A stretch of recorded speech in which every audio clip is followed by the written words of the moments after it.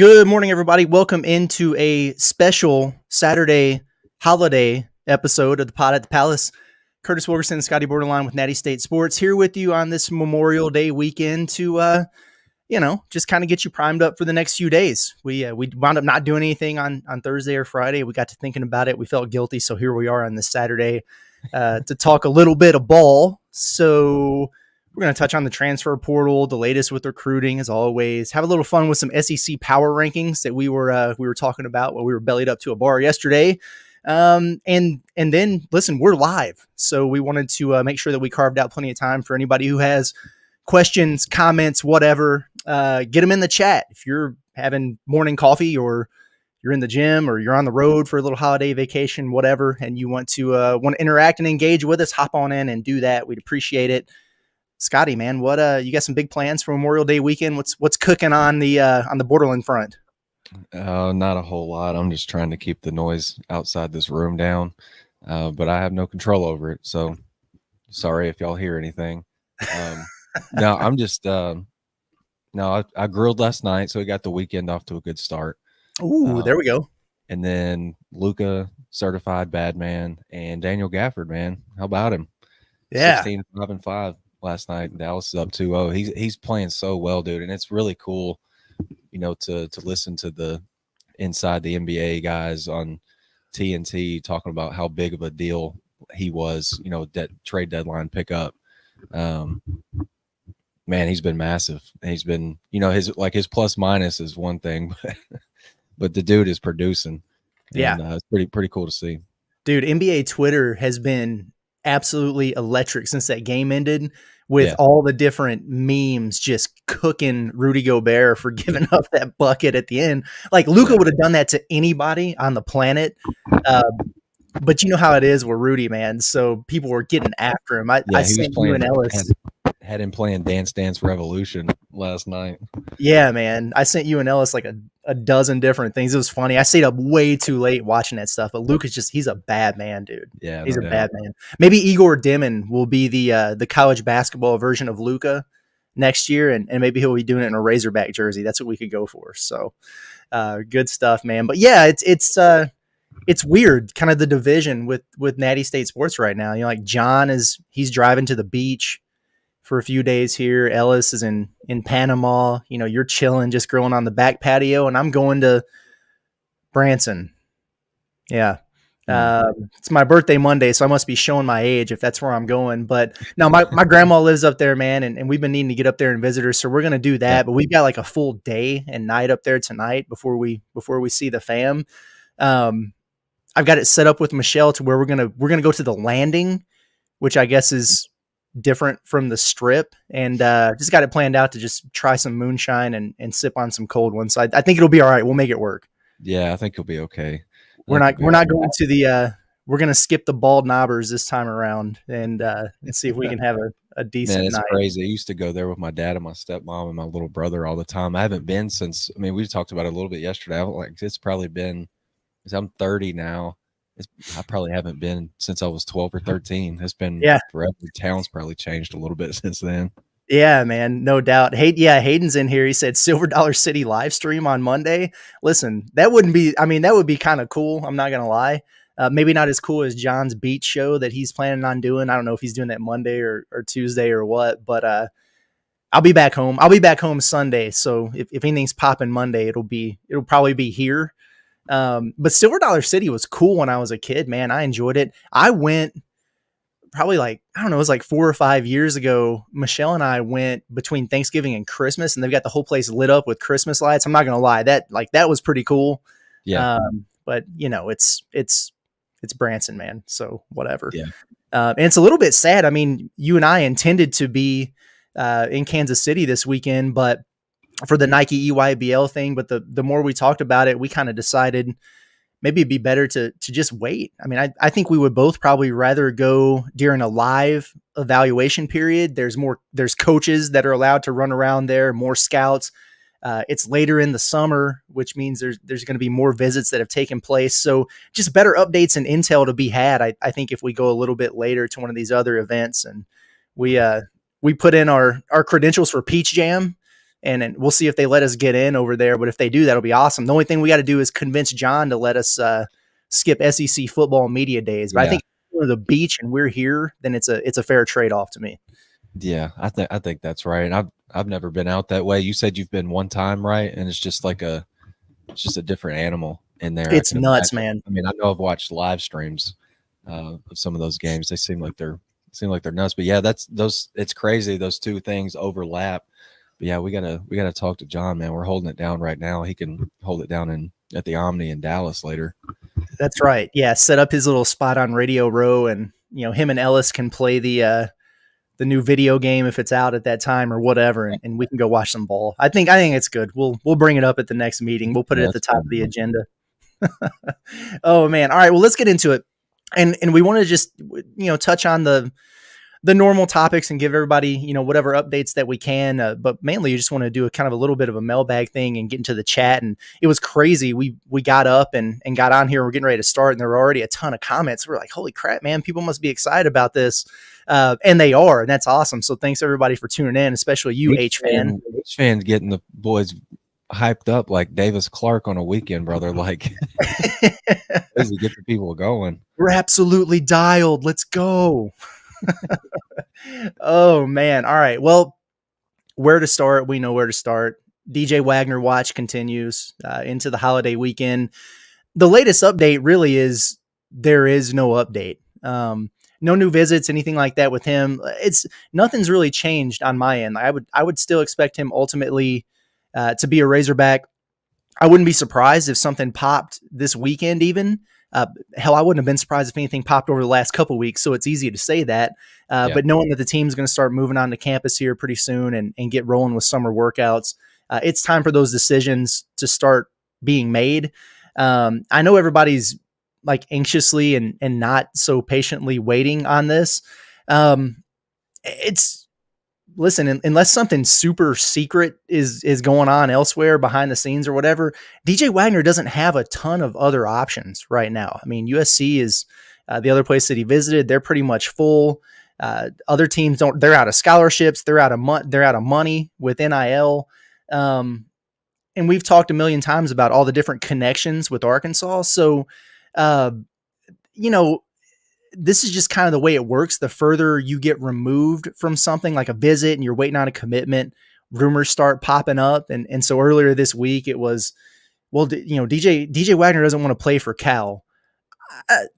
I think you can probably miss me with that one, man. Like Cal should be the godfather of DJ Wagner's firstborn child with the way he had his back at Kentucky last year. And with those family ties, I'm not buying that one. So a little bit of patience is required there. Eventually, hopefully, Scottie, that domino falls. I just feel like, I don't know, once it does, assuming it does, you're up to 8 players at that point, but everything else kind of falls into place. Like that's such a big need, getting that veteran ball handler in, another guy with some experience. And then you can just kind of put all your chips in for that one final piece. I think people would be a lot more comfortable if they go ahead and wrap this thing up here pretty quick. Yeah, I mean, I know I would rest a lot easier because, I mean, we were talking about it earlier in the week, and you made a really good point. Like this 8 or 9 guys thing, it works if you have 8 or 9 guys, like not just warm bodies, yes, but like guys that are right in that range of going from a guy to a dude really fast with a good game, like those types of guys. And DJ, in my opinion, he's one of those guys. Really it would really solidify everything in your backcourt. And we've talked about it before, just alleviate some year one freshman ball handler type stuff from Boogie, even though I think you probably still want to do a lot of that just to see what you've got there at the college level early on.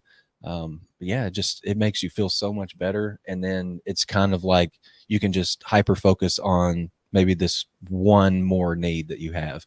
And it's kind of like trying to balance, I don't know, maybe if one is more important than the other, what do you do first? Yeah, you could just hyper focus in on that one last need and maybe continue to play the waiting game with a guy or two. Yeah, that's exactly right. And that's kind of to the point we're at in the offseason where with DJ Wagner being kind of the exception because he didn't even enter the draft pool or anything like that. Like he's literally just in the portal. So in terms of dudes who are just in the transfer portal looking for destinations, he might be the best of the crop. I know he's the top overall or top available point guard that's out there, but most of these other guys who are, I don't want to say worth getting, but like impact type dudes from the start, they're guys who have been in the, in the combine or in the NBA draft process. They're working out with teams and they're just kind of taking it right up to that May 29th deadline. And then, even if they do decide to come back to college, the dead period's until June 2nd.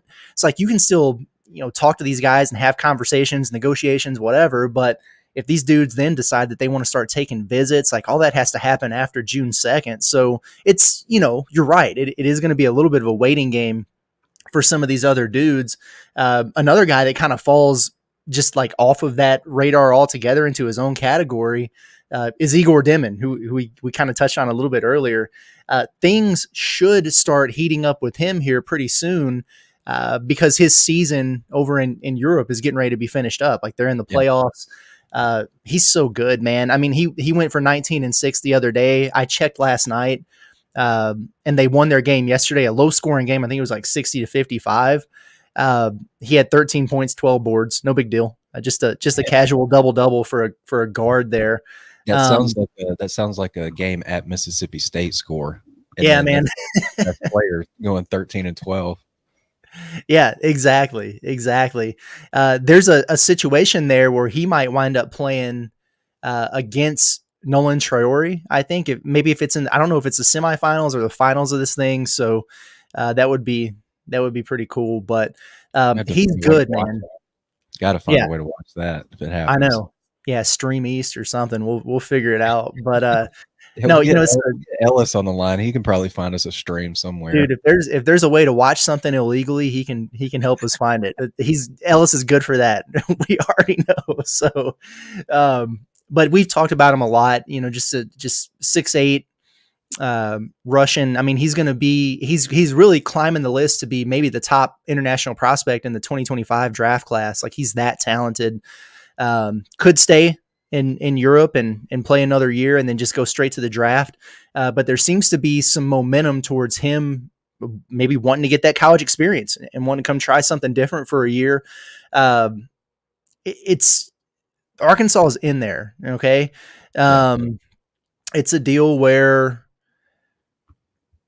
you've heard other teams that have been mentioned and thrown around in there, but Arkansas has kind of been a constant in that for the last couple of weeks. You even had some people go as far as to call it done. I know Jeff Goodman was strongly hinting at it. I mean, they were talking about the SEC the other day, and he's literally just like, yeah, Arkansas is getting an international guy here soon. And so some people think that's done. I don't think that it's quite that far along, but I definitely think Arkansas is, a prime candidate to land him. It's interesting because BYU seems to be the other team. And it was funny because a couple weeks ago, BYU's name jumps up and it's like, oh, they've made a $2 million offer here. And I'm like, oh, that's a lot of money, but then all of a sudden it's, oh, well, actually he's ghosted BYU and they're out and they're putting all their chips in on the Chaz Lanier in that basket. Yikes. And then they decide Chaz isn't going. And then all of a sudden it's, oh, well, here in BYU made a substantial offer again. Was it more substantial than 2 million? I mean, what is BYU offering? Like, what does that bag look like over there? It's kind of crazy. But at the end of the day, I think Arkansas, if they decide that they really want him, and I don't know why they wouldn't, they're going to be right in the thick of it to get this thing done. I think Arkansas would be a really good landing spot for him. I think these international guys know who John Calipari is. Sure. And what he's proven in terms of getting guys to the league, which is going to be his ultimate goal. Obviously, that's what happens when you're a top 10 projected draft pick. So I like where Arkansas is at. Hopefully they get it done, but it's certainly not the only option that they have. We'll see if his season ends this weekend and maybe some things will heat up a little bit for him. Yeah, Igor's he's super interesting to me, man. Just the remember that pod that we did, I guess, was it last week? It feels like ages ago. I know. Just talking about him and Traore. He can do so many things for you. He could play 1 through 4. Like he could play like a really, really, really small 5, probably. Probably, I don't know that you necessarily want to do that, but if you had to, backs against the wall, you might be able to do it. He just provides so much versatility. I think you made a good point. Like an international guy, like if you are an international guy, you definitely want to go play for a coach who, you know, has a track record, of, be it small or big, taking care of guys that are also international players. Like, and I think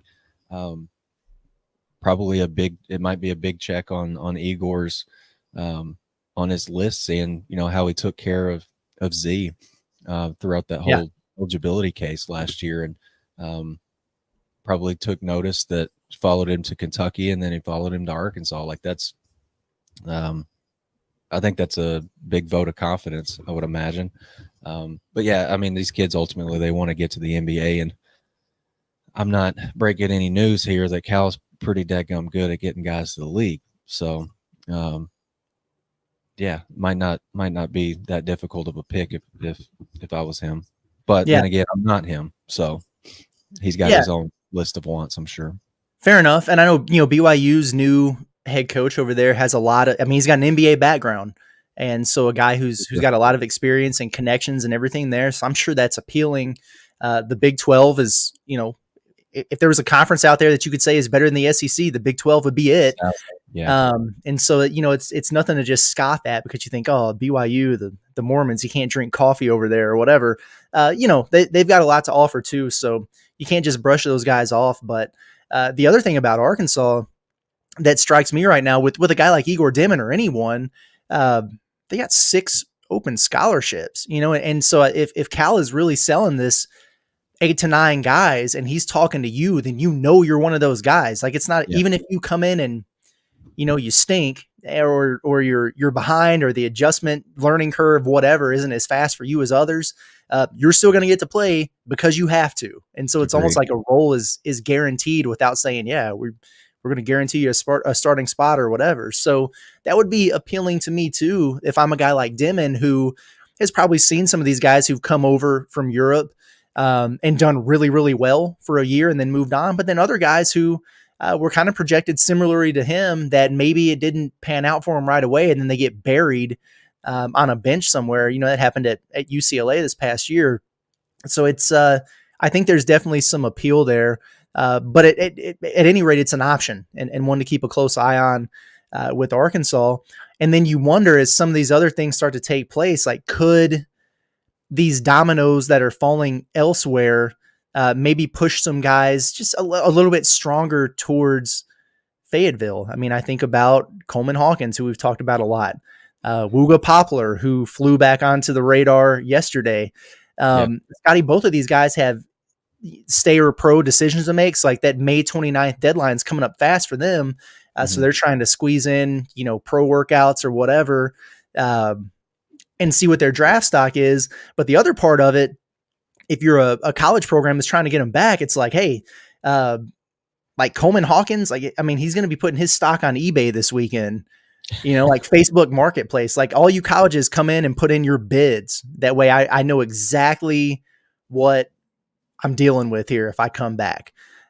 So if you really want one of these dudes, go harvest them chicken eggs and put the bag together and throw it out there and say, listen, I get it. You want to go pro, but are you going to make this? Because this is what we have to offer. And a lot of that's going to be taking place. So, people think it's going to be, quiet or whatever on the holiday weekend. I'm telling you right now, for guys like that, things are moving behind the scenes. So it's going to be the first part of the process is to determine whether or not these guys are going to stay in the draft or if they're actually going to be available to come back to college.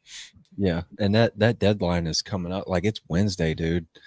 It's coming up Tuesday at midnight, or I guess that would be technically Wednesday morning, wouldn't it?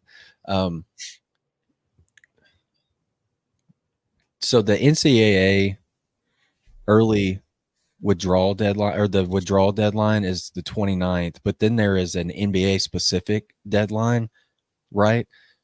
I'm wondering if there might be any Isaiah Joe type happenings like with this deadline again. You know what I'm saying? Like withdraw from the draft early before the NCAA deadline, but then maybe you hop back in the draft. Like I wonder if any of those guys, like if a Coleman Hawkins is going to do that. I don't know. I'm just kind of talking out loud, but I think there's at this time of the year because there are two deadlines, like there's a little bit of a loophole for those guys to like buy themselves a little bit more time. If that makes sense to kind of make a final decision. Because I remember when Isaiah Joe did that, and of course this was during COVID. Yeah. But it was like he announced that he was coming back, and you're like, man, Arkansas might really have something here. And they would have. Yeah, and then they, we kind of used that little loophole or that time window there, to continue gathering information and to help him make a decision. And ultimately, he went in the draft. So I wonder if that's going to come into play with any of these guys. And I don't know. It's kind of thinking out loud because I think Coleman Hawkins is like I don't think he's. If I had to guess, I don't think he's going to need any more time than, until the 29th to make his decision. Like I think, because at this point, like if you want to not be behind potentially on a college team, if you opt to go back to college, like you need to get on a campus and make sure that you're up to speed. Yeah, I agree with that. Let's talk about Hawkins first for a couple minutes here. We don't have to talk about him as a player. We've done that a ton. I think we both agree that of everyone possibly available right now, he's the best fit out there for what Arkansas needs. As just a 4-man who can stretch it. He can play a small ball 5, whatever. Just adds a lot to the depth there. But it seems pretty clear to me like he doesn't want to come back to college, but he also doesn't want to be broke. So, yeah. You know what I'm saying? And he said time and time again. Yeah. Oh yeah, exactly. He said time and time again, like he would want a guarantee. And I get it. I would want a guarantee too if I was going to stay in the league.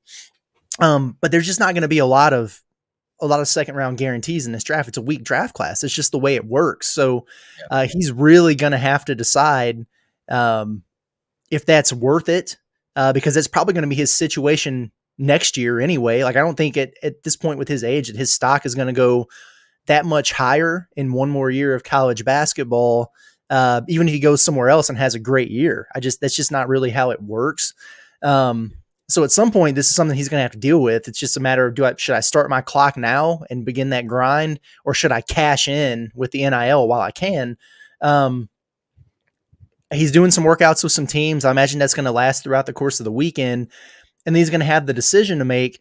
But, if he does decide to pull out of the draft and come back to college, Arkansas is right in the thick of it. And the two schools that you've heard the most around Coleman Hawkins has been North Carolina and Arkansas. And so, we talk about some of the dominoes that might be falling that push things a little bit towards Fayetteville. Well, North Carolina takes Van Allen Lubin in the front court a couple days ago. For sure. And he's not Coleman Hawkins, but it's another big that's a good fit for what they need. And it takes some pressure off of them in terms of having to, really fork over a bunch of dough to go ahead and get another guy, because you've got now Van Allen Lubin, and you've got Jalen Washington, you've got Jalen Withers. And so you've got some guys in the front court, and what they really need is a rim protecting big, which Coleman Hawkins is not. Sure. You got a Nyenso, who they're also pursuing is. So that just, do I think like North Carolina's out of the equation for a guy like Hawkins if he comes back? No, like he's the type of player you try to go get, but there's not as much pressure. At North Carolina would be crazy. Yeah, that would be a scary 4 or 5 for you right there. Yeah, no doubt. So again, it makes me feel like Arkansas, they've got more than a puncher's chance of getting a guy like Hawkins if he comes back to college. They're going to have the money to get him if they want him. The question is like, who else gets involved there? Because if you think it's just going to be as easy as oh, well, North Carolina got a big, and so, yeah, he's automatically going to Arkansas. Nah, he's that good, man. Like, the other school, Kansas will all of a sudden be involved. Like, that's just going to happen. So buckle up for that. Like, it's not going to be as easy as he just comes back and decides, oh, you know what? Yeah, I'm going to go to Arkansas. Yeah. I feel like Coleman Hawkins, he listened in all of his business classes, and he's just, maximizing his maximizing his price, running it up until, the very end here. But yeah, he's and you talk about, Vin Allen Lubin going to North Carolina, like Achor is gone to Kansas State, and so there's another guy off the board that we liked. I really think Onyenso, whoever picks up Onyenso, is going to get a nice player. I like him. In him a lot. But yeah, it's just like it's really thin right now, dude. Like, I was looking at the power forwards on On3. It's Hawkins, Toppin, and then third in that ranking is TB. Really?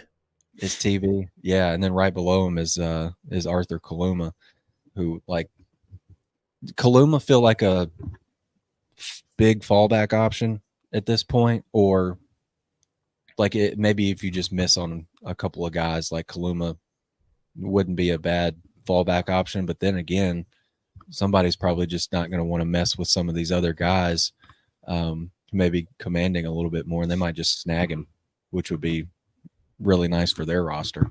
Yeah. You know where he'd be a really good fit is Auburn. Kaluma. Yeah. Because we're going to talk about the SEC power rankings in just a couple minutes, but I look at Auburn, I just see a big hole at that 4 spot right now, and he'd be a good fit there. He seems like a Bruce Pearl kind of dude, but yeah, him and Chad Baker-Mazara would be pretty solid. I keep talking about like these potential tandems at other schools, but like, man, think about it. Yeah, pretty yeah, close. Exactly. Wugga Poplar is an interesting one. Not the veteran ball handler that you need, although he has Final Four experience. He's been there, done that at a high level. He wants to have the ball in his hands more, and he shoots the cover off of it. So he would check a lot of boxes. Interesting deal. Like Arkansas was believed to be in on him early. I was told Monday that things had kind of cooled off on that front. Then all of a sudden on Friday, Arkansas gets included on a list of planned visits, along with Kentucky and Oregon. We know Villanova's had some smoke there too. That came from Jack Pilgrim over at On3. And I wonder if that's reflective of where they feel like they're at with other guys. And that doesn't necessarily mean DJ Wagner, but anybody else, like if they're trying to fill a couple spots, or if that's just Wugga Poplar's camp saying, hey, like we were talking to Arkansas, like let's keep them on this list because everybody knows they've got that NIL, and let's push the price up a little bit. It's got to be one of the two, right? But again, the dominoes, so Chaz Lanier yesterday, he pops for Tennessee over Kentucky. So then it makes you think, okay, well, Kentucky's still in the market. If Jackson Robinson pulls out of the draft, he probably goes to Kentucky. So then that takes them off the board. Villanova, he's a Philly guy, Wugga Poplar, but Villanova's an absolute train wreck. That program is an unmitigated disaster right now. Yeah, and Kyle, I like him, but it's just not working. Yeah, he ain't it, man. And so I don't know if that's something I'd really want to get too involved with. Oregon has taken 3 guards already. They've got a bunch of guards returning. And so it's not crazy to think about, but I'm still not entirely sure if there's a lot of fire to that smoke. I guess time will tell on that front.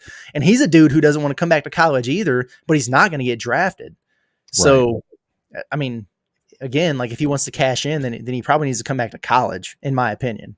I think some of these guys, like, and it's no slight to them, I think some of them may need like a reality check. Like, you can be like, it's not a bad thing to just be a really good college player. And I think some of these guys that are, really trying to drive up their NIL number, I think they're just really good college players, and there's no shame in that. Like, but if you were going to if you're a fringe draft pick to begin with, and you're not, maybe getting a guarantee or getting, really good projections in this draft. I mean, Yeah, I don't know. I think you're just a really good college player, and you should go get the bag when you can. exactly. Interestingly enough, so last night on the Natty State Discord, I ran a poll and I just said pick one for the Razorback backcourt, and the three options I provided were DJ Wagner, Egor Demin, and Wugga Poplar. Which, first of all, what would your vote be? If you had to pick one between Wagner, Demin, and Poplar. Yep.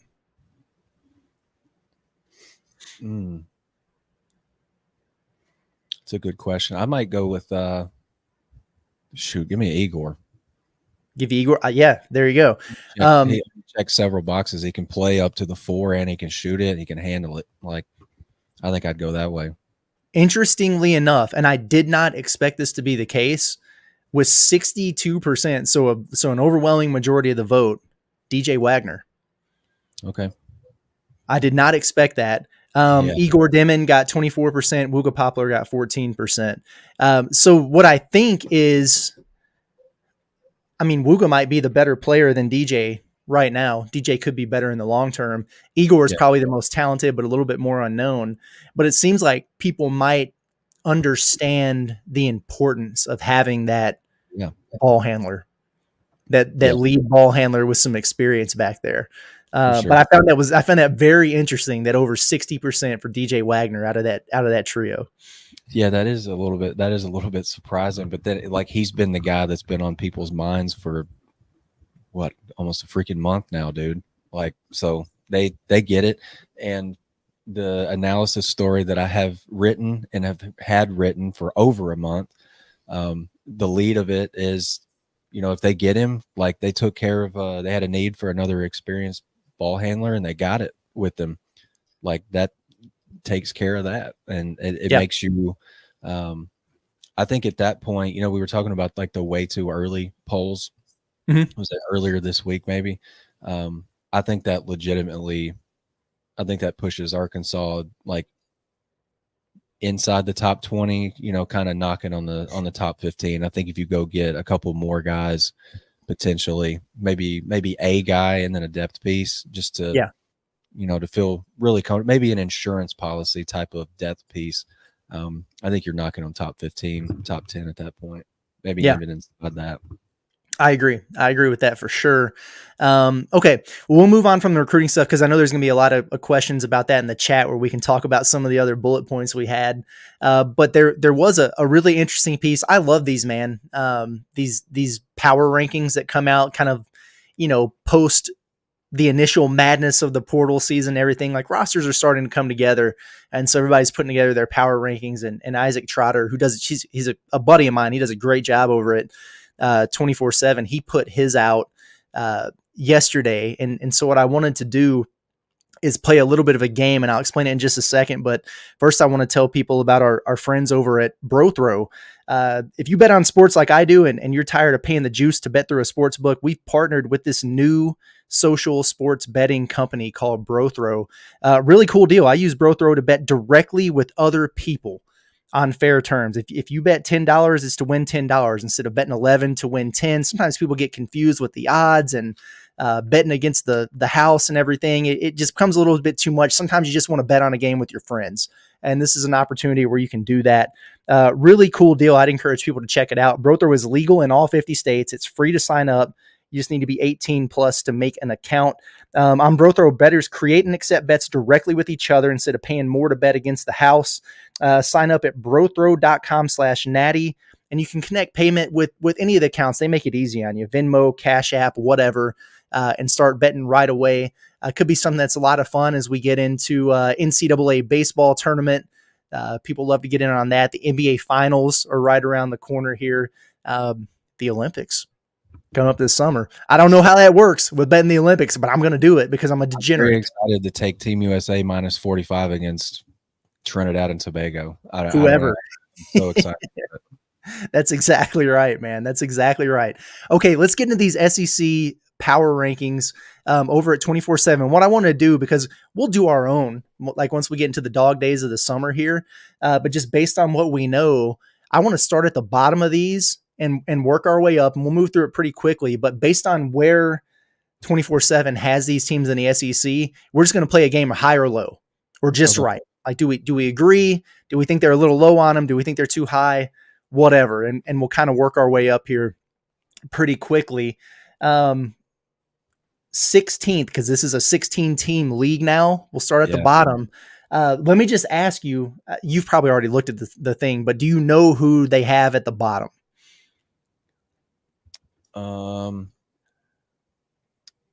Was it Auburn? No. At the bottom, like last place. Okay. Talking about like, this is all encompassing, not just transfer portal additions. Yeah, just like where they rank the rosters. Oklahoma. No, but they should be. LSU is who they've got at the bottom of the league here. Projected starting lineup of Jordan Sears, Cam Carter, who they went and got out of Kansas State. Cam Carter committed back in March, dude. He was like so early. While ago, man. Let's see. Tyrell Ward, Jalen Reed is back. Derek Fountain's back. Damian Collins. It's interestingly enough, it's not even a team that I thought about. And I don't think we even mentioned them when me and you were talking about this yesterday at Mojo's. Yeah. So in terms of high or low, I would say maybe they're a little bit low because I just think there's one or two teams that are really, really bad. But yeah, LSU's not going to be very good. It doesn't look like they are. Yeah. Hey, shout out to David Patrick though. He's back in the SEC, joined Matt McMahon's staff. That's true. They get a one spot bump for that anyway. Yeah. There you go. Yeah, you get out of the cellar for that. At 15, so next last year they got Vanderbilt, which has just kind of been a place where they frequent in recent years, with a couple exceptions. But honestly, I kind of like some of the things that the new head coach has done over there. They went and got AJ Hoggard, a dude who's been a starter at Michigan State under Tom Izzo. Went and got a former McDonald's All-American and Kajani Wright in the post. They went and got Chris Mannon, the Ivy League sensation. Yeah, I liked him a lot. So it's not a bad team. They don't look like they're very deep. They did get Tyler Nickel out of Virginia Tech. Mm-hmm. Just curious what your thoughts are. I don't know. Like, I think Mark Byington is going to actually do a pretty good job there.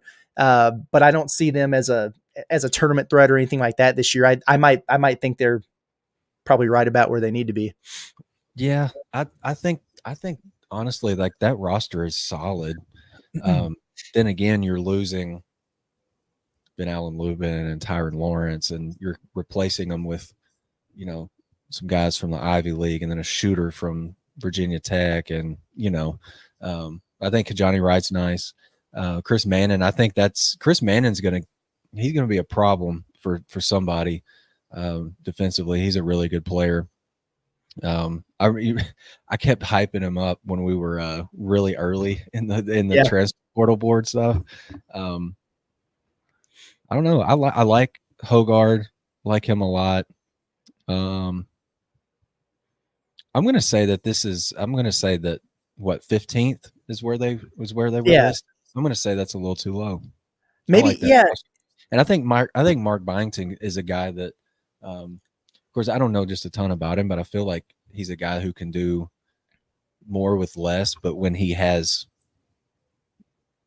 something, he's got some pieces on his roster, I think he'll be all right. Maybe they could knock on the door of that top 12-ish range, because there are going to be some teams at the bottom of this league that stink.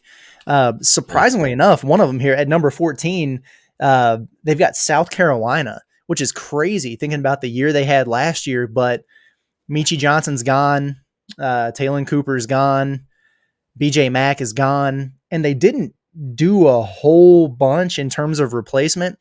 So the starting lineup, as they have it here, Miles Stute is back. Colin Murray Boyles, who's going to be really good, is back. They went out and got Nick Pringle to start at center, for whatever that's worth. And then it's just kind of, it's a little bit quiet after that, honestly. The backcourt, a couple guys that I'm just really not that familiar with. They went and got a Norfolk State transfer. They went and got the big fella from Missouri who can shoot the three a little bit, but he didn't play that much. And Jordan Butler. Yep. There's really just not a lot there. 14, like I don't know. Maybe I give Lamont Paris a little bit of benefit of the doubt based on what he did last year, but I mean, I don't think they're going to be The team last year and they higher than flopped that. in the tournament. So I mean, They did flop. At this point, based on what we've said about Vanderbilt's roster and South Carolina's roster, I'd flip them. There you go. I'd probably do that. I like Vanderbilt's roster better. I like Colin Murray Boyles better than anyone on the two teams, but yes, it's tough to be the man and be a 6'7" below the rim, forward. So anyway, yeah, he's going to be a nice player, but yeah, that's South Carolina, and they lost Josh Gray, they lost Michi Johnson, they lost Talon Cooper, lost a bunch of just really nice pieces. At 13, you got Georgia. So this is an interesting team here. I'm intrigued by what they've got going on. Silas Demery is back. He was an OG on our portal board. Blue Kane, who loved hitting threes against Arkansas, is back. They went out and got Tyron Lawrence out of Vanderbilt. That's a good pickup. They went out and got Deshane Montgomery, who we really liked when Muss was recruiting him out of the portal. They got Samto Cyril, who was committed to Coach Cal while he was at Kentucky, coming in as a freshman. They've got a 5-star coming in at the 4 spot, and Asa Newell. Shout out to Mike White, man. They went and got RJ Godfrey. I can't not mention him. I mean, I like this roster, man. I really do. Yeah, I think they're too low. I do. And I think part of it is Mike White is a really good coach. I think schematically he's one of the best in the league. And now you put that together with some recruiting. RJ Godfrey, I said this about, who was it? Chris Mannon a minute ago, but RJ Godfrey is going to be a dude in this league. I think he fits into this league so well. He's a nice piece on that Clemson team that was like I don't want to say like a surprise of the tournament, but I definitely didn't expect them to run as far as they did. That's a nice team, dude. I think they're too low. Yeah, I think so too. I would probably put them up closer to top 10 range, honestly. Yeah, that's not a Wednesday Night Sadness roster to me. I don't think so either. I really don't. I'll tell you what is a Wednesday Night Sadness roster, and they've got him at number 12 here. That's Oklahoma. They're too high, man. Like it's just been a mess. I mean, they have literally been gutted over there with Porter Moser. I mean, Milos Uzan, he's gone. He's at Houston. Otega Owe, he's gone. He's at Kentucky. JVN McCullum, gone. They missed on Sean Padula and some of these other local guys that they thought they were going to be able to get back. I don't really know what's there. As I look at this starting lineup, I don't even know who some of these dudes are. Duke Miles is a transfer out of High Point. They got Jeff Nwankwo, who was he was the dude who played football at Tulane, and then he was a junior college wing. Jalen Moore's back, the Sam Godwin kid in the post. There's just not much there, man. I'm not seeing it. I think they could be one of the worst teams in the league, quite honestly. I think so too. I'm just not a Porter Moser guy. Like, should have taken that DePaul job maybe. Yeah, this ain't. It's gonna be tough. It's gonna be tough on them, and it was tough last year on them in the Big 12. Like they didn't make you had like JVM McCollum, who was really nice, gave Arkansas fits when they played. Owe was super efficient, pissed everybody on the Arkansas bench off, and basically set off a bomb and be okay. But and then the Soares kid, I don't know about him, but I just think they're going to struggle. I think they're way too high. Yeah, I think so too. Right above them at 11 was Missouri, who I don't think Missouri is going to go over again. I also don't think they're just going to flip this thing and be a tournament team all of a sudden. So that the answer probably lies somewhere in the middle there. I like some of the things they did in the portal. Tony Perkins he's a nice player out of Iowa, good league guard with some experience. Like Jacob Cruz and his size and ability to stretch the floor. Mark Mitchell is an interesting pickup. but certainly a talented guy. Marquez Warwick can score it. And then Yeah. they finally got a big man in Josh Gray. And listen, he's no world beater, but at least he's serviceable. And they just haven't had that on the interior in what feels like years now. And then they got a good class of youngsters coming in, including Honor Boateng out of Little Rock Central. Yeah. It's a pretty highly regarded freshman class. So they've got some depth. I like some of the pieces that they added. I think they're just going to be okay, but I think they'll be improved. Yeah. I think they're probably right where they should be. If, if I had to go one way or the other, I might bump them up a spot. Like, I think Marquez Warwick is going to be good. And then they've got a point guard now in Tony Perkins, who is not a long haul truck driver on the side. So he can, Nick Honor's gone, right? He Yes. should be. Yes. I think you upgraded a little with Tony Perkins, Curtis. I think you did a good job there. I would agree. Yeah, I would agree for sure. Moving on through it here, Mississippi State at 10. And I thought they'd be a little bit higher than that, but the more I look at it, I don't know. You could talk me into a couple different things with this roster, because losing Tolu Smith, that's tough. And it's been a deal where it seems like everything has ran through him for like a decade. And I don't know, like as far back, way before Chris Jan's time, I just feel like Mississippi State kind of always ran through its post. And now it's just way more of a guard heavy team. They got Josh Hubbard coming back for year 2. He's probably going to be one of the more dynamic guards in the SEC. They wound up getting Riley Kugel when he got bounced out of Kansas. That's a good pickup for them. Cam Matthews is back. They went and got RJ Melendez out of Georgia, who was at Illinois before. Seems like a pretty athletic bunch. That might play a little bit faster than some of the teams we've seen in the past at Mississippi State. So it's just going to be a different look. And so for somebody to put them at 10th, which is a little bit lower than middle of the pack, I don't necessarily have a problem with that, because it's almost like you don't know what to expect out of them. Yeah, and I like Josh Hubbard a lot. And you mentioned losing Tolu Smith. I'm not sure what's happened of this or what's happened since. You remember Jimmy Bell went in the transfer portal for football. You remember that? Yeah. So that's, I mean, another big guy they may not have. Spoke out of turn there. I don't know what happened with him, but I just like randomly remembered that he went into the portal as a football player. And I thought that was it was fascinating, like as an offensive lineman or a defensive lineman. Good for him. But dude, you may not find a bigger Cam Matthews fan in the state than me. I really, really like him. Like, he's the type of like in between tweener, 3-4 tough guy that you need, I feel like, to potentially have a good team. And he's really solid. I think Riley Kugel, pretty good pickup, but they need that man to shoot the ball better. Like if they're gonna, maximize this roster. Yeah, for sure. At number 9, they have Texas, which is interesting to me. Here's what I think. I think Texas has a top 5 backcourt, but I don't know they have much going on up front. I mean, when you can roll out Jordan Pope and Tremont Mark and Trey Johnson, a McDonald's All-American in your backcourt, that's formidable. Like, they'll be able to match up with anybody at those positions. I have no idea who Jason Kent is, who's their projected power forward. And then Caden Shedrick, he's fine. He's a fine player. And it doesn't look like they have a ton of depth either. So they feel a little bit boom or bust to me. Like, there's going to probably be games where that backcourt might get hot and they might freaking knock off Alabama or something.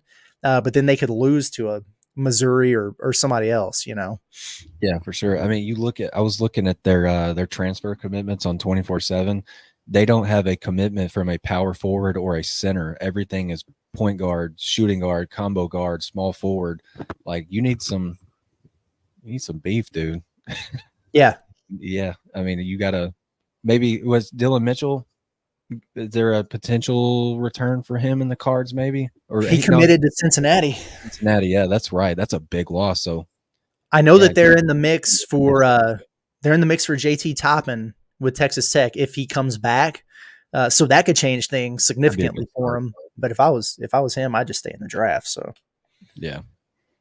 let's see here. Number 8 is Ole Miss, and man, I don't know, dude. Like that seems like it might be a little bit low. Yeah. I think they've done some dirty work in the portal, man. I really do. They went out and got Sean Padula, who I think is just a really solid heads up guard. Jalen Murray's back. They went and got Dre Davis out of Seton Hall. Jamin Breakfield's back. They're probably going to get Murrell back. And then, man, Malik Dia and Mikael Brown-Jones, a couple undersized, but just very Chris Beardish forwards. We thought this is what Eric Musselman's Arkansas roster was going to kind of look like. No doubt. Literally. Yeah, literally. Late March. Some really nice pieces, dude. I know you were all over Malik Dia from Belmont when he was first in the portal, and Mikael Brown-Jones, one of the OGs of the actual board. That's right. I think they're a little bit low, dude. I think they're gonna be a handful for a lot of teams. Yeah, I think so too. I think that they're going to finish higher than that. I think Beard gets into the NCAA tournament this year at 7 above them, and I might at least flip flop these two. Honestly, is Kentucky, and I get it. It's easy for me to sit here and crap on Kentucky because that's all they do is crap on Arkansas. But it just strikes me as a just kind of above average, but not overwhelmingly good roster. I mean, I don't know what to say. Kerr Kriisa, nice piece, not a star. Lamont Butler, great defender, not a big scorer. Yeah. Kobe Brea, really good shooter. Limited beyond that. Yeah, Andrew Carr can stretch the floor. I actually like that piece of the ACC. And Amari Williams and Brandon Garrison, I think it's a really good defensive tandem. Inside, that you probably don't want shooting outside of like 6 feet. Like that's exactly right. Area in the rim only. Right. And so I don't know, like if they add Jackson Robinson. Okay. See, Jackson Robinson there seems redundant to me since you've got Brea. Agreed. Yeah. He's a less efficient Brea. Yeah. Yeah. That's exactly right. So, I don't know. Like they're not bums. I mean, I think it's a solid team, but it's not your typical, usually Kentucky goes out on the floor and they've got the most talented roster, no matter who they're playing. And that's just not going to be the case. So it's a different era. We'll see what Mark Pope can do with it. Is there room for him to finish a little higher than that? Yeah, I think so. But they certainly don't strike me as a SEC title contender by any means. I think it's muscles and missed jumpers. That's right. Muscles and missed jumpers, bro. What we might be looking at outside of Brea. Yeah. They've got Arkansas at 6 here. And here's what I'll say. I get it. With 7 guys on your roster. I still think it's too low. Even right now. Like, obviously, hey, you go get DJ Wagner and whoever else. Like, yeah, this is a top 3 or 4 roster in the SEC, which means a top 15-ish roster in the country. But they're not there yet. So you got to base it off what they have. So not a lot of depth there. But the way I see it, I mean, you almost got to think about continuity, which no, Cal's not at Kentucky anymore, but he's got a couple of his most important guys in Thiero and Big Z in the fold. And then you have 3 5-star freshmen. And then you have 2 of the top 10 players in the portal. Like we're going to look at a team that's going to be right above them here. And you tell me who's got the better roster. And so I'm not trying to be too much of a homer. Like I wouldn't put Arkansas at number 1 or anything like that by any means. Not right now. 6 in this SEC. That's an NCAA tournament team easily, probably in the 7 seed-ish range. And that feels about right at the moment. But I think when it's all said and done, the rosters shake out that they're going to be a few spots higher than that. I really do. Yeah, there's going to be a really good team in the league that finishes 6th or 7th. Yeah, it's just going to be the nature of the beast this year. But yeah, I mean, you made a good point, like the continuity aspect with the Kentucky guys and the staff members and Cal, and then in the front court and the back court, you've got a guy And you got a guy in Nelly, Final Four experience. You got a guy in the front court with Adu that's got Elite Eight experience, even though it was kind of short lived this year because he was having to defend Zach Edey, but he's been there. Right. He understands what it takes to get there. Both of those guys do. And then the freshman, like it's just hard. It's just hard when, what is it? 3/7 of your roster is guys who haven't played a single second of college ball. And so I kind of understand it, I guess, from that point. Then again, you can't sell those guys short. Like they're super, super talented. Yeah, I would say that's probably about right for this roster with 7 guys as is. Yeah. I would put them ahead of Florida, who they've got at number 5 here. And listen, I think Florida is good, but I don't know. I mean, Walter Clayton is, I guess he did pull out of the draft yesterday, so he's back. I mean, I don't know. He's a nice player. Elijah Martin, good player from FAU. I'd rather have Nelly Davis. Yeah.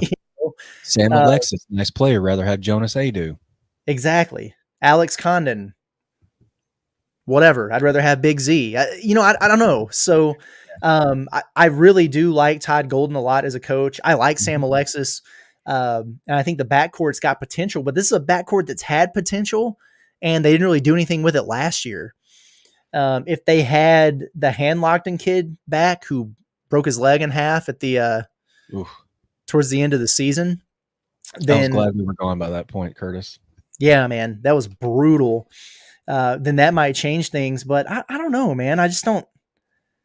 I think they're going to be good, and I think they're a tournament caliber team. But top 5 in this league, you got to be freaking loaded. So I feel like that's kind of maxing out their potential. I think when it's all said and done, Arkansas will be above them in those preseason polls, which we know don't really mean anything, but we like to talk about it.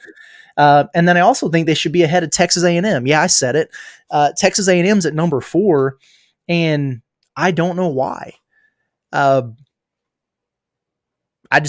They didn't impress me last year. An argument could be made they shouldn't have even made the tournament. Boots Radford is out of there. You got Wade Taylor's 35 shots a game back. Great. Manny Obaseki, he's mid at best. Nice role player. Yes. I mean, Solomon Washington's back. Anderson Garcia's back. Big rebounder. Henry Coleman apparently is back for like his 35th year. How the hell does he still have eligibility? Somebody's got to explain that to me. It's crazy.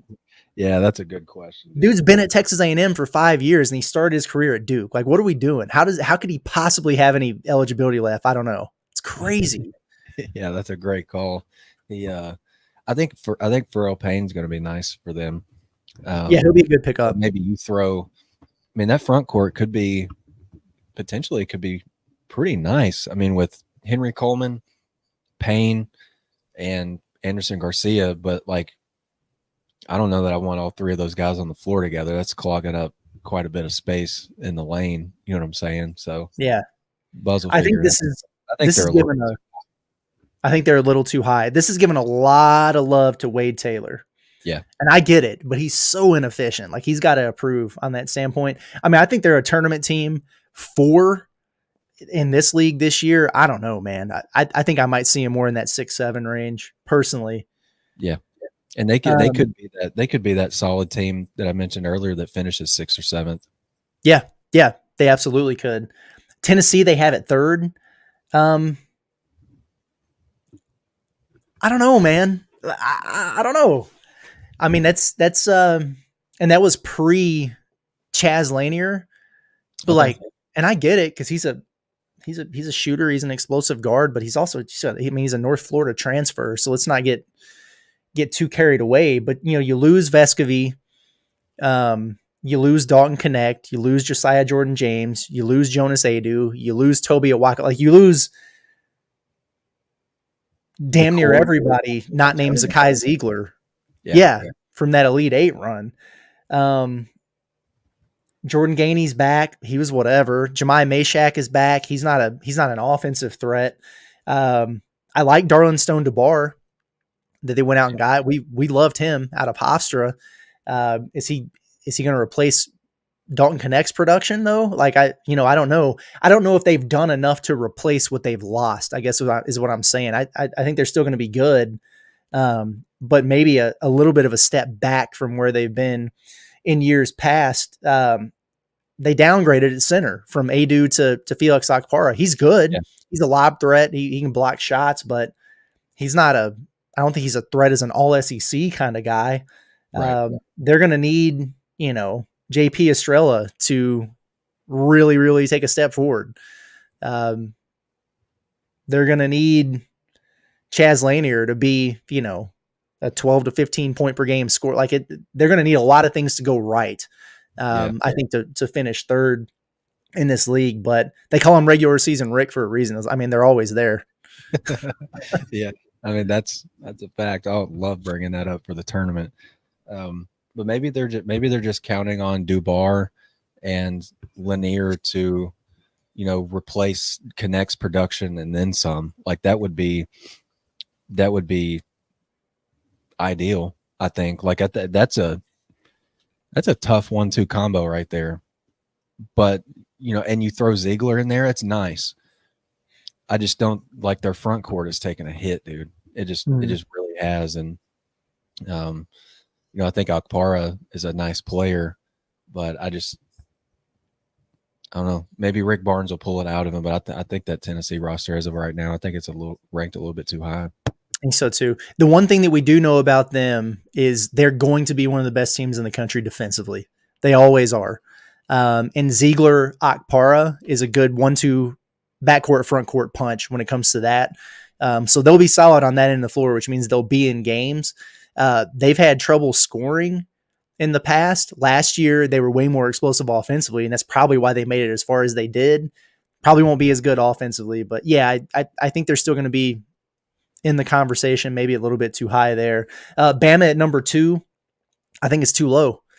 I think to me, Bama's a clear number 1 in the SEC, especially if Mark Sears comes back, which they don't have accounted for here. So that's probably why. But with Mark Sears back, Wrightsell back, Grant Nelson back, Jaron Stevenson is going to be back. And then you add Cliff Omarui to it. You go out and get Chris Youngblood. You go out and get Aiden Holloway. I mean, and then their freshman class is really good. They're freaking stacked. They're a national title contender. Sorry. Yeah, they are for sure. I mean, we talked about it maybe the last pod. We were wondering what was going on with Oates' program after everybody's trying to bounce after a Final Four run, and he just freaking reloaded. Yeah, I mean, I think the Chris Youngblood kid, he's probably going to push for leading scorer in the league. Like the dude is he's a hooper, and I think there were maybe 1 or 2 guys that were on that South Florida team that scored more per game than Cason Pryor did, and Youngblood was one of them. Like he's a dude. He really is a dude. So him and Mark Sears will be really tough. But they also got the kid from Houston Maletti. That was like a really, really early one, dude. Like still, I think that was like mid to late March. That was so early. Nice early pickup. And then Big Cliff. Yeah. I mean, whoever got Big Cliff was going to be a force anyway. But consider that, and then all they got coming back, they're going to be really good. Yeah, they're going to be tough, man. They've got Auburn at number 1 here. That seems a little high to me. Although I really, really like a lot of the pieces they have on their roster. Denver Jones is back in the backcourt. He can space the floor. Chad Baker Mazzara, our guy, is back on the wing. Getting Janai Broom to come back was a huge win for them. He'll be the first team All SEC center for sure. Dylan Cardwell's back. Chris Moore is back. So they've got a lot of continuity back with that roster. Then they went out and got your boy JP Pegues to kind of run the show at points. So that's a hell of a roster. If I was an Auburn fan, I would like to see them add at the 4. We talked about Kaluma earlier. I know that they were kicking the tires with Dylan Mitchell and Achor and some different guys. Like if they are able to add a piece at the 4, you might be able to talk me into that. I mean, they're going to be they're going to be one of the top teams in the league. So should they be one? I don't know. Maybe it's a little bit too high, but are they going to be in the top 4 in that double bye range? I mean, I really think they will be. They're going to be good. Yeah, I think you're right. JP Pegues is like Bruce Pearl's type of point guard, so I'm not surprised whatsoever. It hurt at the time when he committed there, because I wanted him really bad. But he's probably going to be their best point guard they've had in a while, straight up. Yeah, I agree with you. I don't feel like he's not an inefficient chucker like some of the other guys. That's right. All right. Well, we will revisit this maybe once we get a little bit closer to the season and kind of give our own power rankings. Hopefully Arkansas's roster is finalized at that point. That would be kind of cool. But let's get to the chat and then get out of here and get our weekend started. Holy crap, man. I appreciate everybody for jumping in here. That's pretty cool. It's pretty cool. I like it. Let's see. Let's go. Let's start with the Trevin Brazil stuff, because we've had a few different things about that in here. I've seen, just pulled up a random one here. Dylan Clifton's talking about the mocks that he's seen have Trevin Brazil listed higher than Hawkins. So who knows? Anyway, about Trevin Brazil, another one here from him. If we miss on Hawkins, I wonder who's the next best option. Is it TB? If they miss on Hawkins, or if Hawkins stays in the draft or whatever, it'll be interesting to see how it pans out. Like I wonder if they would pivot to the Kaluma types, or if they'd go all in for Egor and just say, you know what, we're gonna really go all in on Thiero at the 4 spot and play some more small ball. That's always an option. More teams are doing that, and it's not like you don't have 2 anchors on the inside that you can work with. With Trevin Brazil, some people were saying that he's enrolled in summer classes at Arkansas or whatever. That's not uncommon. When a guy's testing the draft waters, when they're in the portal or whatever, you cover all your bases. It's just kind of the responsible thing to do. Do I think Trevin Brazil is gonna come back to Arkansas? No, I don't. Yeah, I would be really surprised. And I shouldn't even thrown that out there earlier this week. My mom texted me and was like, she was listening to the pod on her way home from work the other day, and she texted me and was like, I just heard what you said about Trevin Brazil. I don't want him back. I think he's a narcissist. A narcissist? That's pretty good. I didn't text back, but I laughed. It was funny. I was like, and I told her, I called her later and was like, yeah, I don't even really know why I brought that up. He's just really high on the power forward transfer rankings. You know, he's like 3rd on the list behind Hawkins, who you'd love, and Toppin, who you love. But I think TB, he could have hung around, but he was like, you know, I really like the hire that Arkansas made with Coach Cal, but I'm going all in on the NBA, and I feel like Cal probably remembers that. You know what I mean? But at the same time, I think it was smart for TB to do the whole draft thing. Like, if there's a year that you're going to get picked as a, you know, maybe perhaps a fringe guy, this is it. Yeah, for sure. No doubt about it. And as far as the roster is concerned, like, he would be a good fit. Yes. I think, actually, but you know, it is what it is. And Dylan has a good point that he followed up with. Just hope that Adu Thiero would be comfortable playing the 4 most of the time.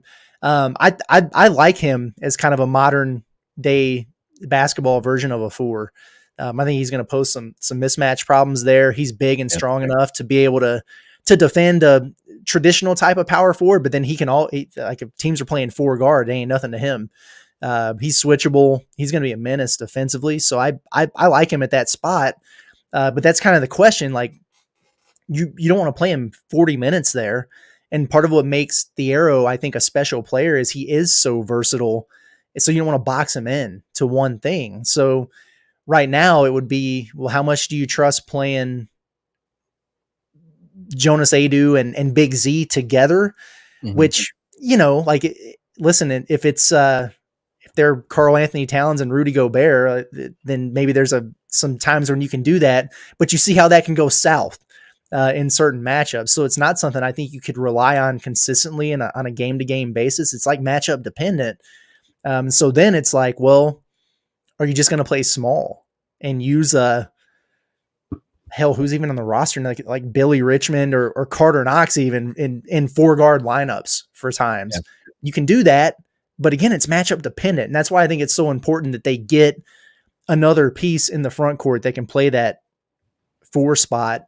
If it's a stud like Coleman Hawkins or whoever, then that's great. But either way, they got to get somebody I think that can give him some good minutes there. I thought Vin Allen Lubin would have been a really good fit on this roster. And I don't know that they ever pursued him at all, but they need to get someone to kind of fill that spot. Yeah, if the Arrow is your starting 4, you're fine, but he's literally like the only guy on the roster where it makes sense to play them at that spot right now, in my opinion. Yeah, I would agree with that. I don't know that you would play Z and Adu together, like as the roster stands right now, because you just can't afford one of them to like.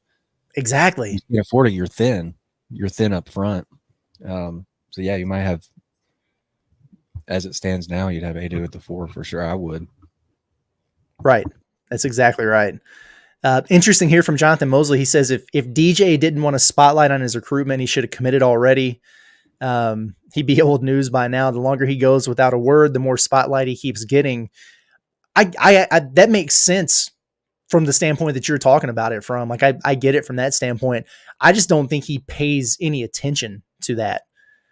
Like I don't know how aware DJ Wagner is that Arkansas fans are going nuts waiting for him to commit or whatever. Yeah, it's interesting. There are people that exist though that aren't chronically online. And yeah, seems like he's one of them, and that's not a bad thing to be. And it's crazy that a kid who's been in the limelight his entire life, it's 19 years old or whatever in this era, is one of those. But he is a little bit old school from that standpoint. Yeah, which is pretty interesting. Probably why him and Cal click are part of the reason. Yeah, no doubt about it.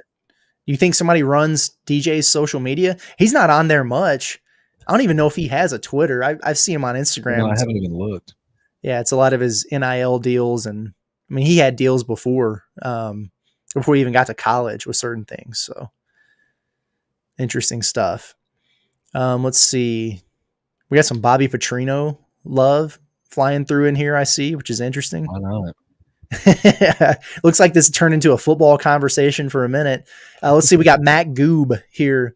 He says DJ Demin and Hawkins, let's ride. Listen, if they pulled DJ Wagner, Egor Demin, and Coleman Hawkins to finalize this roster at 10, put them at number 1 in these power rankings that we were just talking about. I'll float away if that happens. That would be nuts. Yeah. Very pie in the sky right there. And listen, we know that Arkansas has got as much NIL money as anybody, but they might not have that much, dude. Or just money in general, since Egor can't technically get NIL, but you know what I'm saying? Yeah, that would be freaking nuts. And if it was me on the video game building my roster, that's exactly what I'd do. But I best case scenario feels like maybe you get 2 of the 3 there, and then you're still loaded. Yeah.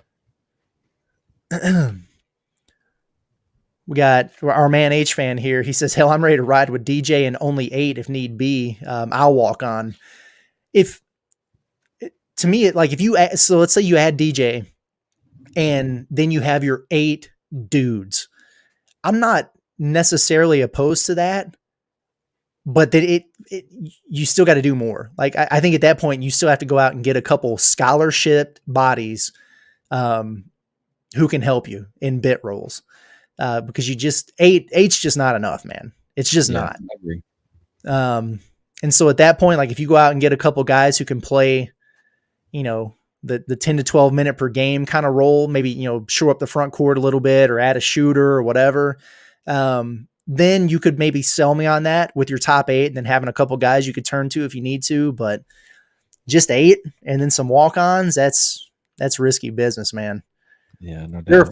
There are 4 teams in the country right now that have more than 3 scholarships available.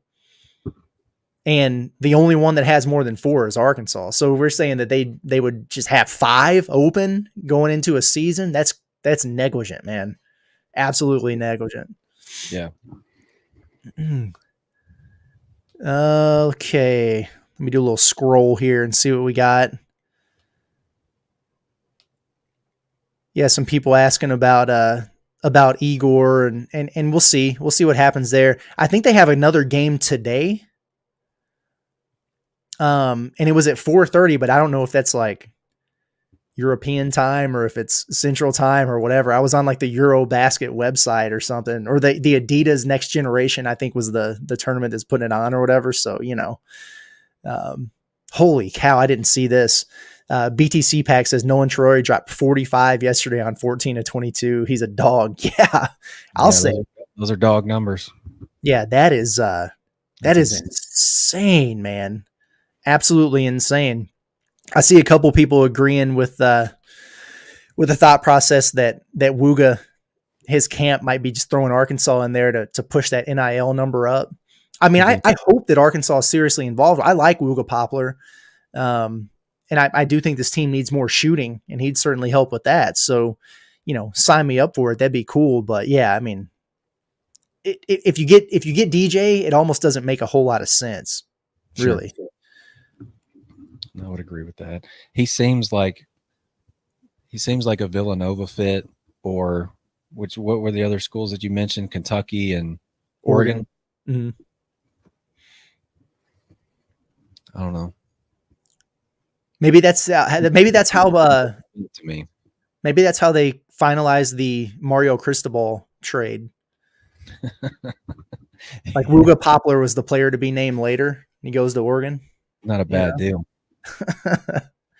So there was a lot of conversation in the chat about DJ Wagner and the jump he might make in year 2. And I think he's going to be a better version of himself in year 2. A lot of people in here saying maybe in the 14 and 6 range. We talked about this a little bit, and I almost wonder if he would be best served on this roster where he was scoring about what he did last year, maybe a little bit of an uptick. I mean, he was right around 10 points per game. So maybe, 11 and a half, but just a little more efficient with it. And then get an uptick in those assists. Like his assist to turnover ratio for a true freshman in the SEC was really good. What was he, like 3.3 and 1.5 or something? I mean, it was more than 2 to 1, which you like to see. And I think he is a guy who could be a pretty high assist type of player and a more efficient scorer. But he had to rewire his mindset a little bit. He's a little predictable right now. He's almost like goes left to score and right to dish kind of guy. Like you just kind of know based on which way he goes off of those off those ball screens what he's going to do. But I went back and looked at a lot of his highlights, and like he's never going to be a 40% 3-point shooter. Like he's just not. But it's not a bad shot. It's really not. And I agree. We talked about it before. Like he was like one make every 7 games last season away from shooting over 33% from 3. I don't think that's unreasonable for him to be in that range, 32 to 34%, making 1 or a little over 1 per game. And that just gives you another person that has to be respected out there. And at this point, I think they do need volume because the roster as it stands made 74 3-pointers in Division I basketball last year. And Nelly Davis made almost 60 of them. And I get it. Like you have freshmen coming in, like Boogie's he's a good shooter. Knox can shoot it, but you just haven't seen it with those guys. So in terms of people who've done it before, there's not much volume there. So you're really relying on the freshmen to be good shooters. You're relying on an uptick from Big Z and Thiero to have more volume or whatever. You need some more. You need some more there from the perimeter for sure. Yeah, I would agree. Going back to Wagner, like I think at this stage of his college career, he's better driving to pass than driving to score. Like he can just really force up some inefficient, tough shots. When he gets to the into the teeth of the defense and meets a big, he can throw up a tough runner or a floater or whatever. I think he can. I would agree that I think I could see his assist numbers going up.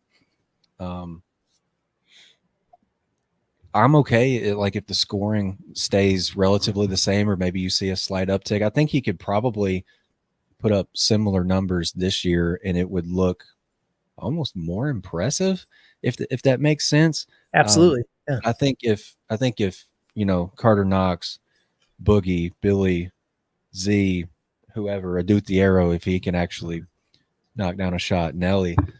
I think DJ could run his assist numbers up too. Like if you got the shooting and the lob threats there, and it looks like right now Arkansas kind of does. So I wouldn't be shocked to see his assist numbers go up. For sure. You're also hoping for and expecting just overall a leap in production from Adutiero. We got somebody in here saying he's going to have a huge scoring jump, 13 points per game. I could see him being a double-digit scorer for sure, especially if he's the only guy on the roster who can play the 4. Like if he's playing 35 minutes a game, then he's probably going to get his looks up. So I wouldn't necessarily rule anything like that out. But I do think, given the minutes that he played last year and he averaged 7 and 5, like he was productive while he was out there, and he's disruptive and he impacts the game in a lot of ways. But I do think he's going to score at a higher clip. I hope that includes more 3-pointers, but that'd be good. I think that may be his pathway to getting the 13, 14 points a game. You know what I mean? Like that would be fantastic if the guy that, like, say you run like Boogie, Nelly, Carter Knox, Adu, the Arrow, and Adu out there. I don't know that you're looking at the Arrow as like maybe even your third scorer right there, but if you can get him in double figures, that'd be pretty big. But I think the jump shot, shot's the biggest key there if you want to make a big jump scoring wise. Yeah, for sure. All the other things like get out in transition and offensive rebound and clean up misses around the rim and stuff. Like he can do that, but I think you got to unlock something else to hit the boost on the scoring. No doubt. Agreed 100%. We'll just do a couple more and get out of here. We're pushing Andrew Ellis territory today, man. How about that? BTC Pack says Oklahoma has the money. They could push for DJ. Why the hell would DJ Wagner go to Oklahoma though? Like it's a terrible roster. It's a lame duck coach. They don't get any fans in. They're going to be at the bottom of the like, I don't know. Like if he comes to Arkansas, he's probably going to start and still play a crap ton of minutes on a really good team. Like I get it from a standpoint of like, yeah, Oklahoma needs players or whatever. But I wouldn't recommend Norman if I was him trying to build up my NBA stock. I guess that's all I'm saying. Roster's not real enticing for a lead guard type guy. Yeah, exactly. That's exactly right. Let's see here. Yeah, I've seen a couple people say this, but Kingsley here, he says, I wish people would stop saying that we're keeping a commitment silent so that others commit. That's insane. Why would we do that? Yeah, like sometimes there's strategy behind how they, like when they release commitments and everything like that, but it's really not as deep as people think it is. And the whole idea behind, let's keep somebody under wraps so other guys commit or whatever. That's shady business that you really don't need to get into. Like so what does that mean? Like if we don't want DJ to announce because we don't want it to screw up us getting Egor, but then you get Egor and then DJ announces anyway. You know what I mean? Like I agree. It doesn't make a whole lot of sense. I understand the surface level thought on it, but I really don't think that happens as much as people might tend to think. Just give Cal a bit of the doubt, buddy. Like he's done this far more times than we've obsessed over it in an off season. Right. Yeah. A few people asking about Keon Minifield. I think he's married to the rap game now. So I don't know that he's even eligible, honestly, to play Division I basketball next year. I could be wrong, but I don't know that that's a thing. Yeah, I might put his album on while I'm cutting the grass later.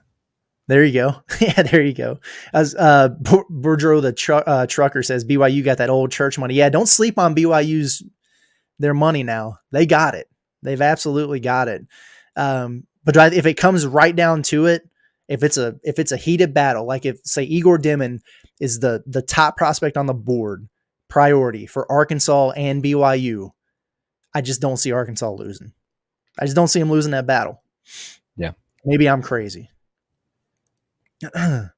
Kingsley said, put a string on Scottie so it doesn't float away. Like if you get DJ, Egor, and Hawkins, dude, somebody's going to have to put a weight vest on me because I will float away. There's no doubt about that. Yeah. I mean, dude. That's the best case scenario. Like that would be killer. Exactly. No, that would be awesome, man. Sign me up for that. Again, like it's not our money. Just go get it done. Whatever. Yeah. But I have at any nothing rate, to contribute to this, so y'all got to figure it out. yeah, exactly. Oh goodness. All right. Well, we're done here.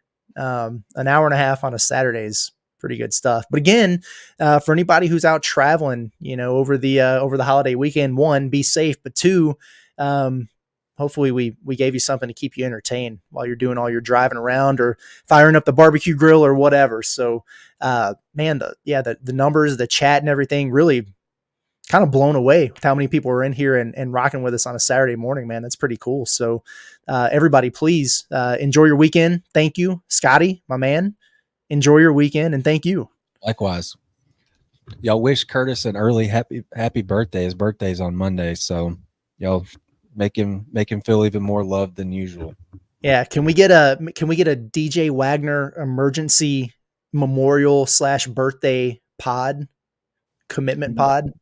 Yeah, that'd be cool. See. He might be willing.